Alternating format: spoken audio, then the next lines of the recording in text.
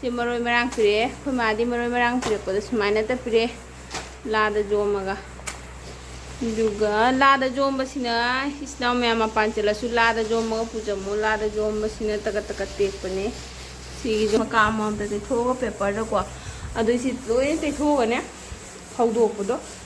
ꯍꯥꯏꯗꯤ ꯐꯦꯟ ꯃꯈꯥꯗ ꯊꯝꯕ꯭ꯔꯥ ꯅꯨꯡꯁꯥꯗ ꯉꯥꯏꯍꯥꯛ ꯆꯥꯍꯟꯕ꯭ꯔꯥ ꯑꯗꯨꯃꯥꯏꯅ ꯇꯧꯒꯦꯕꯀꯣ ꯑꯗꯨꯗꯨꯅꯤ ꯃꯌꯥꯝ ꯑꯗꯣ ꯁꯤ ꯃꯔꯣꯏ ꯃꯔꯥꯡꯁꯦ ꯑꯩ ꯃꯔꯣꯏ ꯃꯔꯥꯡ ꯈꯔ ꯄꯥꯝꯒꯜꯂꯤ ꯑꯩꯈꯣꯏꯒꯤ ꯃꯩꯇꯩꯒꯤ ꯆꯥꯛ ꯌꯦꯟꯖꯥꯡꯁꯦ ꯑꯗꯨꯗꯨꯒꯤꯅꯤ ꯋꯥꯎ ꯂꯩꯈꯥꯃꯥꯟ ꯑꯩ ꯉꯥꯎꯖꯔꯦ ꯑꯩꯁꯦ ꯖꯦꯅꯝꯁꯤꯒ ꯂꯩꯔꯦ ꯀꯩꯅꯣ ꯊꯩꯕꯣꯡ ꯌꯨꯝꯗ ꯄꯥꯟꯕ ꯉꯥꯛꯇꯅꯤ ꯍꯩꯅꯧꯁꯤꯁꯨ Hello China ma'am, welcome back to my channel. Ma'am kamai ꯇꯧꯅꯔꯤꯒꯦ ꯃꯌꯥꯝ ꯉꯁꯤ ꯑꯩꯒꯤ ꯕ꯭ꯂꯣꯒꯁꯤꯗꯤ ꯌꯨꯝꯗꯒꯤ ꯄꯣꯠ ꯈꯔ ꯄꯤꯔꯛꯑꯦ ꯑꯗꯨꯗꯣ ꯍꯥꯏꯗꯤ ꯑꯗꯨꯒ ꯀꯣꯟꯅꯅ ꯍꯥꯞꯆꯕꯅꯤ ꯌꯨꯝꯗꯒꯤ ꯌꯨꯝꯒꯤ ꯃꯔꯣꯏ ꯃꯄꯥꯡ ꯈꯔ ꯄꯤꯔꯛꯑꯦ ꯑꯗꯨꯒꯤ ꯑꯣꯏꯅ ꯅꯝꯖꯕ ꯕ꯭ꯂꯣꯒꯅꯤ ꯃꯌꯥꯝ ꯌꯦꯡꯃꯤꯟꯅꯁꯤ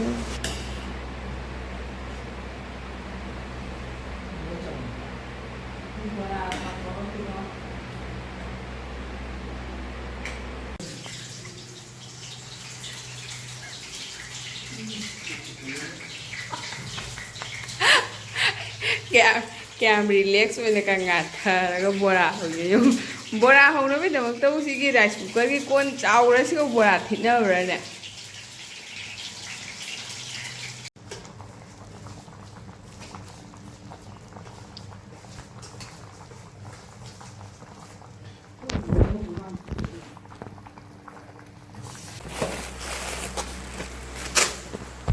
ꯃꯌꯥꯝ ꯑꯩꯈꯣꯏ ꯃꯥꯅ ꯄꯣꯠ ꯆꯩ ꯄꯤꯔꯛꯑꯦ ꯁꯤꯒ ꯊꯩꯕꯣꯡꯁꯨ ꯄꯤꯔꯛꯑꯦ ꯍꯟꯗꯛ ꯆꯍꯤꯒꯤ ꯑꯍꯥꯟꯕ ꯊꯩꯕꯣꯡ ꯆꯥꯗꯣꯔꯦ ꯊꯩꯕꯣꯡꯁꯦ ꯆꯥꯎꯋꯤꯅꯦ ꯍꯟꯗꯛ ꯄꯥꯜ ꯊꯩꯕꯣꯡꯁꯦ ꯑꯗꯨꯒ ꯄꯣꯠ ꯆꯩꯁꯤꯡꯁꯦ ꯈꯥꯏꯕꯣꯡ ꯑꯃ ꯂꯧꯊꯣꯛꯑꯦ ꯑꯩꯈꯣꯏ ꯈꯔ ꯄꯤꯅꯕꯒꯤ ꯁꯤꯗꯤ ꯐꯤ ꯑꯩꯒꯤ ꯐꯤ ꯑꯅꯤꯈꯛ ꯍꯥꯞꯄꯛꯄ ꯑꯗꯨꯒ ꯁꯤ ꯃꯔꯣꯏ ꯃꯔꯥꯡ ꯄꯤꯔꯛꯑꯦ ꯑꯩꯈꯣꯏ ꯃꯥꯗꯤ ꯃꯔꯣꯏ ꯃꯔꯥꯡ ꯄꯤꯔꯛꯄꯗ ꯁꯨꯃꯥꯏꯅꯇ ꯄꯤꯔꯛꯑꯦ ꯂꯥꯗ ꯌꯣꯝꯃꯒ ꯑꯗꯨꯒ ꯂꯥꯗ ꯌꯣꯝꯕꯁꯤꯅ ꯏꯆꯤꯟ ꯃꯌꯥꯝ ꯃꯄꯥꯟ ꯆꯠꯂꯁꯨ ꯂꯥꯗ ꯌꯣꯝꯃꯒ ꯄꯨꯖꯃꯨ ꯂꯥꯗ ꯌꯣꯝꯕꯁꯤꯅ ꯇꯒꯠ ꯇꯒꯠ ꯇꯦꯛꯄꯅꯦ ꯁꯤꯒꯤ ꯌꯣꯡꯆꯥꯛꯁꯤꯕꯨꯗꯤ ꯂꯩꯔꯛꯄꯅꯦ ꯑꯗꯨꯒ ꯌꯦꯟꯗꯦꯝꯁꯨ ꯈꯔ ꯄꯤꯔꯛꯑꯦ ꯑꯩꯈꯣꯏꯒꯤ ꯌꯦꯟꯗꯦꯝꯁꯦ ꯌꯥꯝꯅ ꯐꯠꯇꯕ ꯑꯗꯨꯗꯨꯒꯤ ꯈꯇꯪꯒꯁꯨ ꯄꯤꯔ ꯁꯥꯟꯅꯔꯦ ꯌꯦꯡꯉꯨ ꯈꯇꯪꯒꯁꯨ ꯄꯤꯔꯛꯏꯅꯤ ꯄꯣꯡ ꯍꯋꯥꯏꯒ ꯁꯤꯒ ꯁꯧꯒ꯭ꯔꯤ ꯂꯩꯔꯦ ꯀꯣ ꯁꯤꯅ ꯍꯩꯅꯧ ꯑꯆꯥꯔꯅꯦ ꯑꯗꯨꯒ ꯁꯤ ꯀꯩꯅꯣ ꯌꯦꯡꯉꯦ ꯁꯤ ꯑꯃꯨꯜ ꯇꯥꯖꯥꯅꯤ ꯃꯁꯨꯁꯤꯡ ꯆꯥꯅꯕ ꯑꯃꯨꯜ ꯇꯥꯖꯥꯅꯤꯁꯦ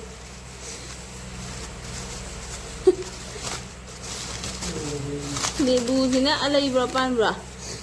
ꯃꯁꯨ ꯆꯥꯅꯕ ꯑꯃꯨꯜ ꯇꯥꯖꯥ ꯄꯤꯔꯛꯏꯅꯦ ꯑꯉꯥꯡꯁꯤꯡꯁꯦ ꯁꯪꯒꯣꯝ ꯈꯔ ꯄꯥꯝꯃꯦ ꯑꯩꯒꯤꯁꯦ ꯑꯗꯨꯒꯤ ꯑꯗꯨꯒ ꯆꯣꯀ꯭ꯂꯦꯠ ꯑꯅꯤ ꯁꯦꯝꯁꯨ ꯍꯥꯞꯄꯦ ꯂꯦꯕꯨꯁꯦ ꯄꯥꯜꯂꯤꯔꯥ ꯑꯃ ꯄꯥꯝꯕꯤꯗꯨꯒꯤ ꯂꯦꯝꯕꯨ ꯃꯔꯤꯁꯤꯅ ꯑꯄꯥꯟꯕ꯭ꯔꯥ ꯑꯂꯩꯕ꯭ꯔꯥ ꯈꯪꯗꯦ ꯑꯗꯨꯒ ꯁꯧꯒ꯭ꯔꯤ ꯁꯤ ꯍꯋꯥꯏꯖꯥꯠꯅꯤ ꯍꯋꯥꯏꯖꯥꯠꯀ ꯁꯦ ꯎꯃꯣꯔꯣꯛꯁꯤꯗꯤ ꯂꯩꯔꯛꯄ꯭ꯔꯥ ꯑꯗꯨꯒ ꯁꯤ ꯉꯥꯁꯤꯁꯨ ꯈꯤꯇꯪ ꯑꯃꯁꯨ ꯄꯤꯔꯛꯑꯦ ꯌꯦꯡꯉꯨ ꯊꯨꯝꯖꯥꯛꯄꯤ ꯉꯥꯔꯤꯅꯤꯀꯣ ꯊꯨꯝꯖꯥꯛꯄꯤ ꯉꯥꯔꯤ ꯈꯤꯇꯪ ꯑꯃꯒ ꯄꯤꯔꯛꯑꯦ ꯑꯗꯨꯒ ꯂꯤꯆꯤꯁꯤꯁꯤꯅ ꯑꯩꯈꯣꯏ ꯌꯨꯝꯒꯤ ꯄꯥꯟꯕ ꯃꯥꯟꯗꯣꯏꯅꯤ ꯑꯝꯇ ꯈꯥꯛꯇꯣꯛ ꯌꯦꯡꯒꯦ ꯈꯪꯕ꯭ꯔꯥꯗꯣ ꯌꯨꯝꯒꯤ ꯄꯥꯟꯕ ꯃꯥꯟꯗꯣꯏꯅꯤ ꯑꯩꯈꯣꯏꯒꯤ ꯁꯨꯃꯥꯡꯗ ꯄꯥꯟꯕ ꯃꯥꯟꯗꯣꯏꯅꯤ ꯀꯥꯏꯔꯦꯗꯣ ꯑꯃꯗꯤ ꯂꯣꯏꯅ ꯀꯥꯏꯔꯒ ꯂꯩꯔꯦ ꯑꯗꯨꯒ ꯁꯤꯒꯒꯤ ꯖꯦꯅꯝ ꯇꯀꯠ ꯇꯀꯠ ꯇꯦꯛꯄꯁꯦ ꯑꯁꯤꯁꯦꯒ ꯄꯤꯔꯛꯑꯦ ꯖꯦꯅꯝꯗꯣ ꯌꯥꯝꯅ ꯕꯣꯔꯤꯁꯥꯅꯤꯅ ꯃꯃꯥꯡꯗꯁꯨ ꯄꯤꯔꯛꯄ ꯀꯨꯏꯗ꯭ꯔꯤꯕ ꯍꯥꯄꯛꯇ꯭ꯔꯕꯣ ꯑꯗꯨꯒ ꯑꯇꯣꯞꯄ ꯕꯦꯒꯇ ꯌꯥꯎꯕ꯭ꯔꯥ ꯌꯦꯡꯉꯣ ꯑꯗꯣ ꯑꯁꯤꯁꯦ ꯌꯨꯝꯒꯤꯅꯤ ꯑꯗꯣ ꯑꯁꯤꯁꯤꯅ ꯑꯂꯩꯕꯅꯦꯕꯀꯣ ꯑꯂꯩꯕꯁꯦ ꯑꯩꯈꯣꯏꯅ ꯅꯣꯡꯃ ꯅꯤꯅꯤ ꯏꯁꯇꯦ ꯇꯧꯕꯒꯤ ꯀꯩꯅꯣ ꯇꯧꯔꯒ ꯊꯝꯕꯒꯤ ꯁꯤ ꯖꯦꯅꯝꯁꯦ ꯂꯣꯏꯅ ꯄꯠꯂꯦꯕꯀꯣ ꯃꯃꯥꯅꯁꯨ ꯍꯥꯏꯗꯤ ꯇꯩꯊꯣꯛꯑꯒ ꯊꯝꯃꯛꯑꯕꯅꯦ ꯑꯗꯨꯁꯨ ꯄꯥꯝꯃꯨꯕꯅ ꯑꯩꯅ ꯐꯧꯗꯣꯛꯀꯦ ꯖꯦꯅꯝ ꯋꯥꯕꯁꯤꯒ ꯍꯥꯏꯅ ꯇꯧꯔꯒꯅꯤ ꯁꯨꯃꯥꯏꯅ ꯂꯣꯏ ꯄꯠꯂꯦꯕꯀꯣ ꯑꯗꯣ ꯄꯠꯄꯗꯣ ꯑꯩꯅ ꯍꯧꯖꯤꯛꯁꯤ ꯐꯤꯁꯤꯅ ꯇꯩꯊꯣꯛꯑꯝꯃꯤꯅꯦ ꯐꯤꯁꯦ ꯀꯩꯅꯣ ꯇꯧꯖꯔꯁꯨ ꯍꯥꯏꯅ ꯁꯨꯃꯥꯏꯅ ꯃꯀꯥ ꯑꯃꯃꯝꯇ ꯇꯩꯊꯣꯛꯑꯒ ꯄꯦꯄꯔꯗꯀꯣ ꯑꯗꯨꯏꯁꯤ ꯂꯣꯏꯅ ꯇꯩꯊꯣꯛꯑꯒꯅꯦ ꯐꯧꯗꯣꯛꯄꯗꯣ ꯍꯥꯏꯗꯤ ꯐꯦꯟ ꯃꯈꯥꯗ ꯊꯝꯕ꯭ꯔꯥ ꯅꯨꯡꯁꯥꯗ ꯉꯥꯏꯍꯥꯛ ꯆꯥꯍꯟꯕ꯭ꯔꯥ ꯑꯗꯨꯃꯥꯏꯅ ꯇꯧꯒꯦꯕꯀꯣ ꯑꯗꯨꯗꯨꯅꯤ ꯃꯌꯥꯝ ꯁꯤꯒ ꯂꯩꯔꯦ ꯑꯗꯣ ꯍꯩꯕꯣꯡ ꯑꯩꯈꯣꯏ ꯌꯨꯝꯒꯤ ꯁꯤ ꯑꯩꯈꯣꯏ ꯌꯨꯝꯒꯤꯅꯦꯕ ꯃꯅꯤꯡꯗ ꯄꯥꯟꯕ ꯌꯥꯝ ꯍꯥꯎꯕꯅꯦꯕꯀꯣ ꯁꯤ ꯍꯩꯕꯣꯡꯁꯦ ꯑꯗꯣ ꯁꯤꯁꯦ ꯍꯥꯞꯄꯦ ꯖꯦꯅꯝ ꯆꯣꯃꯛꯄꯩꯅꯤ ꯑꯗꯣ siga nga hapkin haibado nga do thengnadaba nga ngauba hapkin haibako do si maroi marang yo ai maroi marang khara pamgalli hogi maitai gi cha hinjang se du ni wow lekhaman ai ngaujare ai di maitai gi haidi ko lekhaman to ni hoku mu khara pame bane adugi mama sina adu lafudi yanbe yadabagi hapaktre lafu su yam pame mapana legana khara hen chajaning nga kaino as jaina du jaina niran taka taka tek pasi to lor jaina se nga macha phangadi haina kwa dugi jaina sape toni khoksu phajare toni simalo sa tam tho hapa ban thi kaino se phak pain si di hang do roi ge si phak pain ga sing mana khitang ga nam thale yong du si ga sing mana se leidrabane akhoi sing mana jam haudrabane ko thadabagi khatang ga nap thale sine phak pain jo me ye to aina ka boka boka ma sawe ya drobani lek khaman ga to ning kho umoro pamu egi jenam se jo jenam si ga leire kaino thaibong yumda pan bangan ni hainau si su akhoi si hainau se sumaina chaw chaw pale do ga tarapa matam da bho bho kai bu ko mandoi ne ba ado sumang na pan ba ado bho bho kai ba do mari manga khape lebu si su manga kha apan hoi mare do amul da jai no ning de yong ahung ga pe sini me ya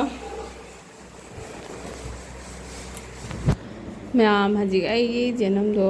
मल्ले अदो हदी जेनम से लोई पत्ता लोरे को नुसा साबगा दरी जानी दे लापगा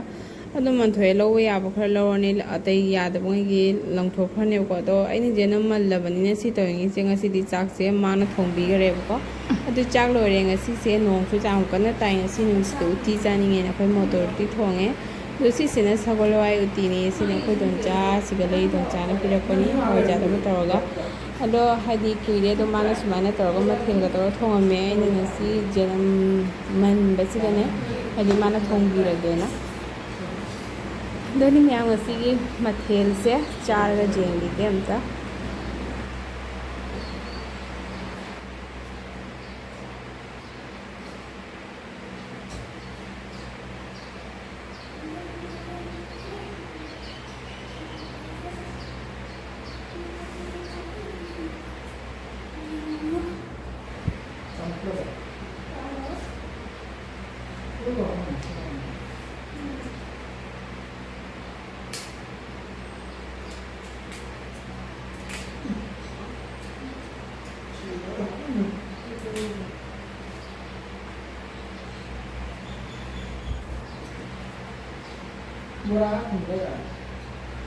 Burada.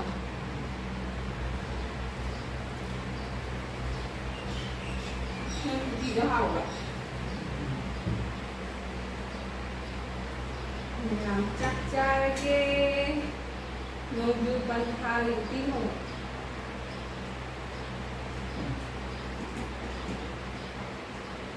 Thế thì lạc vậy. Ê, mình sẽ làm không?